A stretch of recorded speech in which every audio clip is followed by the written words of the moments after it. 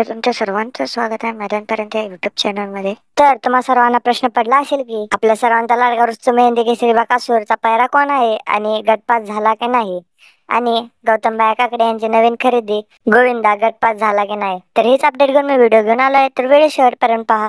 आणि आपण 500 सबस्क्रायबरच्या खूप जवळ आहोत. तर व्हिडिओ आवडला चॅनलला जरूर सबस्क्राईब करा आणि बेल आयकॉन ऑलवर सेट करा. तर आज दिनांक 28 मे 2024 आज अमरापूर फाटे येथे संग्राम केसरी हे भव्य बैलगाडा शर्यत मैदान पार पडत आहे. तर ह्या मैदानासाठी आपल्या सर्वांचा लाडका रुस्तम मेहंदी केसरी बकासूर देखील आला आहे. आणि बकासूरचा पायरा आहे माणिक. आणि आत्ताच गट क्रमांक 1 मध्ये बकासूर आणि माणिकने गट पास केला आहे आणि सेमीफायनल साठी पात्र ठरलेले आहेत.